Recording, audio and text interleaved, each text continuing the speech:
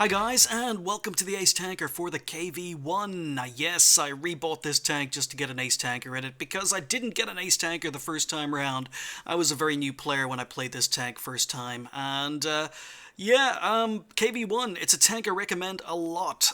If you're new to the game or if you're inexperienced to the game, I do recommend Russian heavy tanks being the first line of tanks you go up because they're very, very forgiving and there are very, very few bad Russian tanks. The KV-1 is the first real heavy tank, in my opinion, at tier 5 that you can learn how to play the game in. The armor is very, very forgiving. It's a nice tank for a new player. It'll allow you to make mistakes. The guns are great, and I'm saying guns because that's the other thing I wanted to talk about in today's video.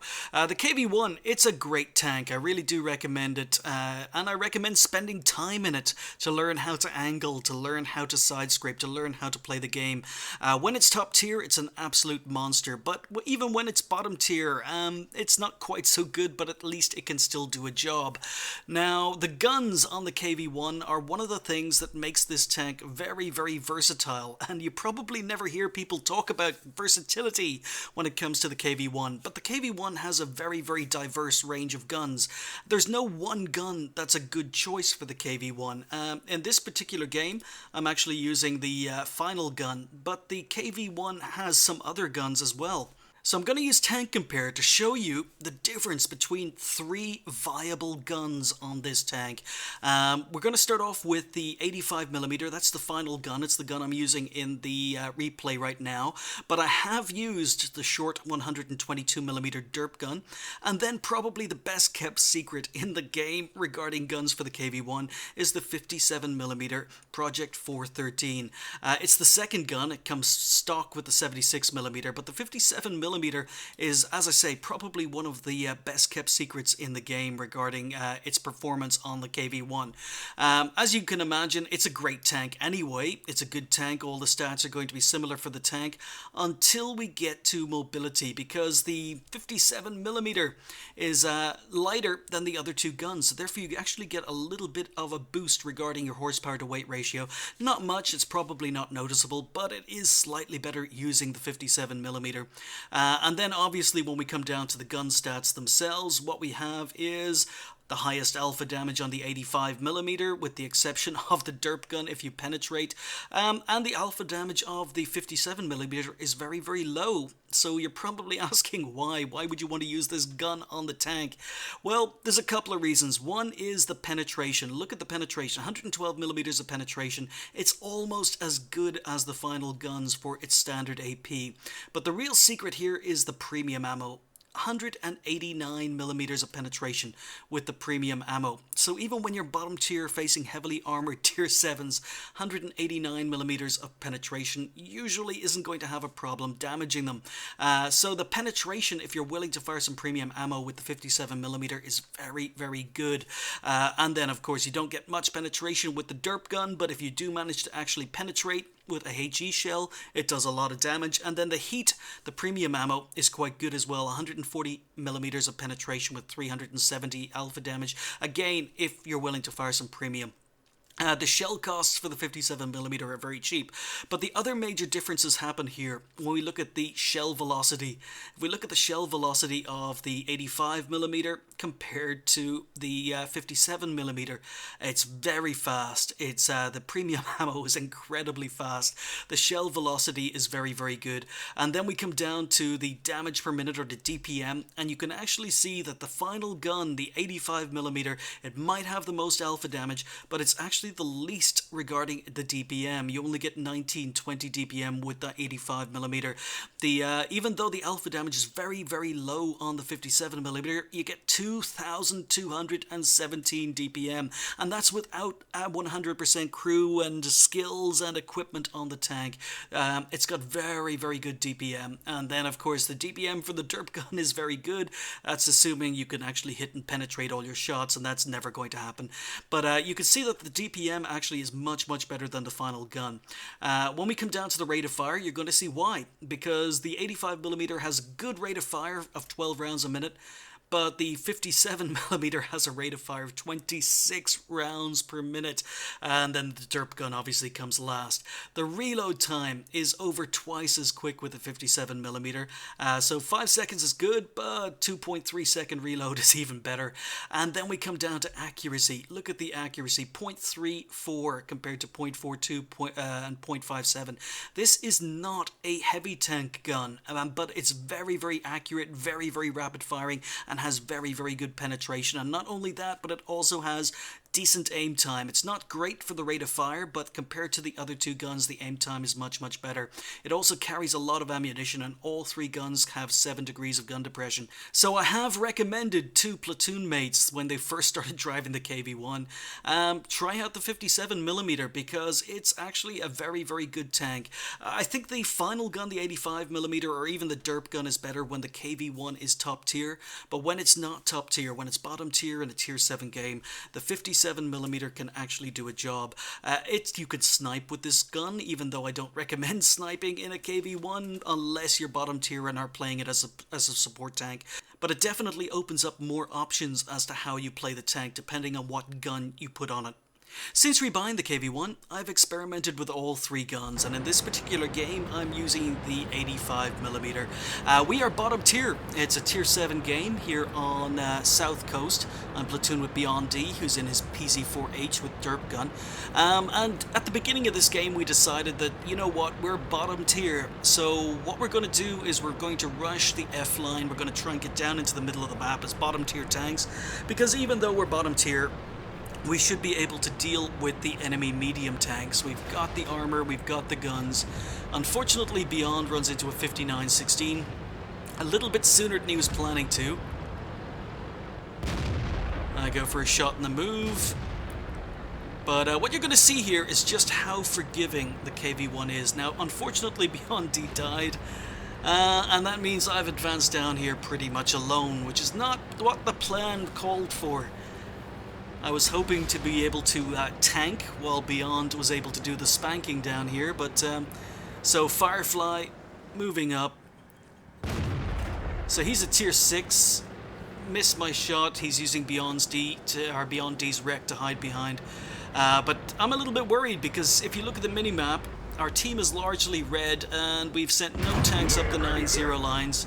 Firefly, I thought he was going to be spamming gold, but first shot was gold. He had no problems penning me. But as I say, this is a very, very forgiving tank, especially at distance. So he pens me again, he switched to regular ammunition.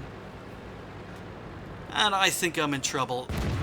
But we managed to track the Firefly, he misses his shot, he uses a repair kit, and we've just bounced an IS-2 from the north of the map, so I'm falling back. But I've just bounced a tier 7 IS-2. And I've done it again. Is it luck or is it the fact that the KV-1 is a very forgiving and troll tank? So aiming carefully. Now I know that I'm in stealth now. There are no tanks around that can spot me. I've tracked the IS-2. A little bit unlucky not to do damage. Sneak another one in. You can see the accuracy is not fantastic. And I don't know whether that went in, but... yeah, he's moved. So I've bounced 2 IS-2 shots. I'm on 800 or 750 damage. T-37 is taking on a KV-1, is having trouble penning him, so I try to go down to help him, staying underneath the gun line of the IS-2. And even though we had an orange reticule, we managed to sneak one into the KV-1's turret. And yeah, there we go. I've just bounced, or my tracks have just eaten the shot from a Tiger. Unfortunately, again, I should have had no problems penning the side of a Tiger, but I bounced, so he got a little bit lucky. But yeah, the KV-1, it's just troll. You could say it's luck, but if I was in another tier 5 heavy tank, would I have bounced those shots? That's questionable. So KV-1, I've fallen back. I know that there's a Tiger 1 and an IS-2 up on the ridge ahead of us. And is this guy going to keep moving? He is. We're double bushing him. Shooting through 2 rows of bushes. I should be safe to fire without being spotted. Oh, and I have to say, there we go, first kill. I don't have 6th sense on this tank. Like most of the low-tier, mid-tier tanks I rebuy, I put a 75% crew in here. So the tank would be performing even better with 100% crew. But I think my crew are at about 80, maybe even 85% when I was playing this game. But we've taken out one of the big dangers in the north, the IS-2. Okay, Tiger is now dealing with our IS-2. I decide to advance. Remember, I'm bottom tier. I'm a tier 5, tier 7 game. So still a few tanks that haven't been spotted yet. And I'm just advancing because there are 3 RT on the enemy team. Oh, Cromwell spamming gold.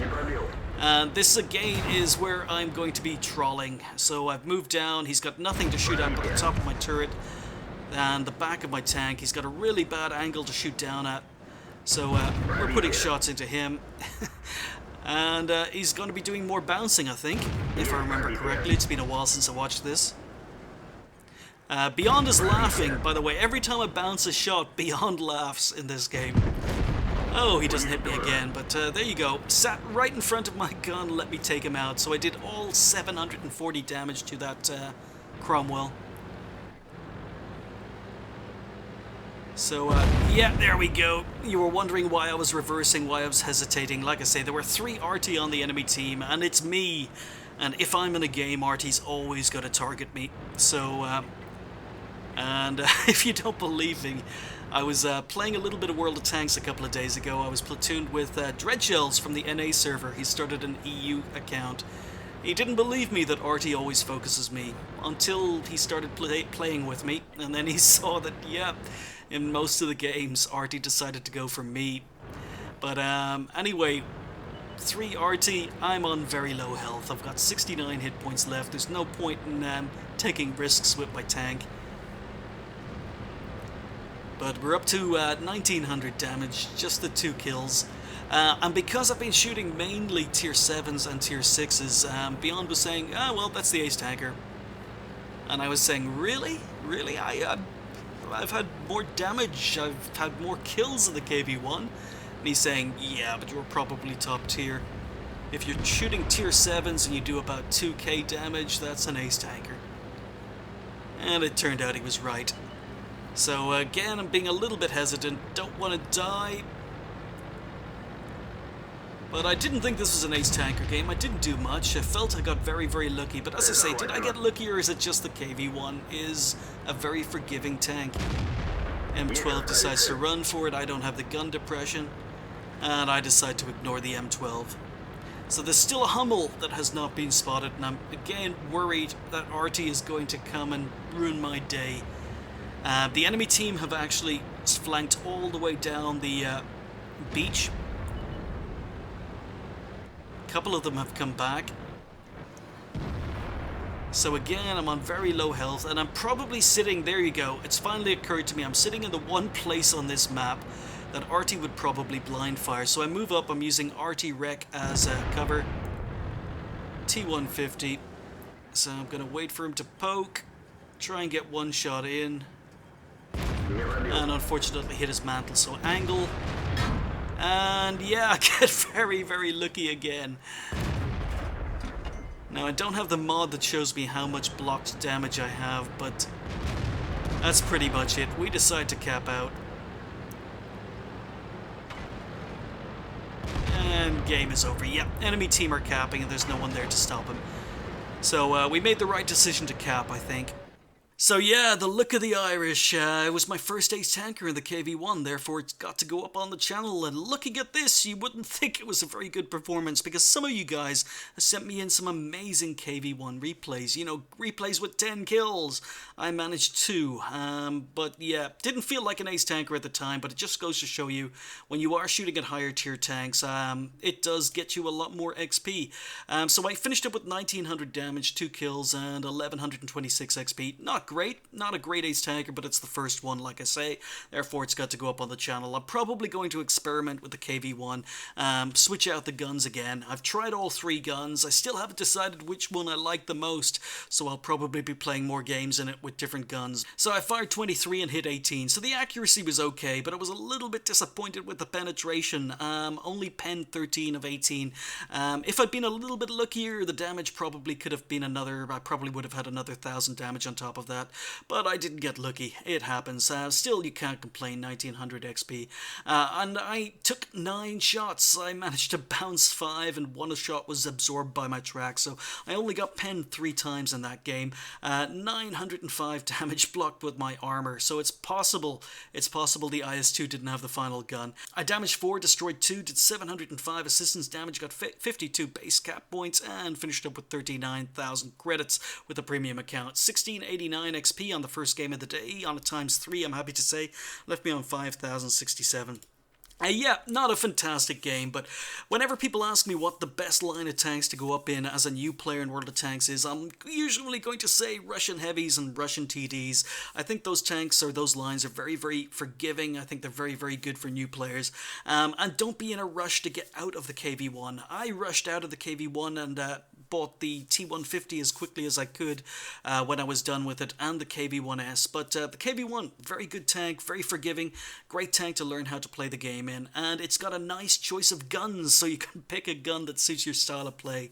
It's a good tank. I'm going to keep it. Looking forward to actually putting a 100% crew in this tank just to see what it can do, and I'm definitely going to do some more experimentation with the different guns that you can choose for the tank.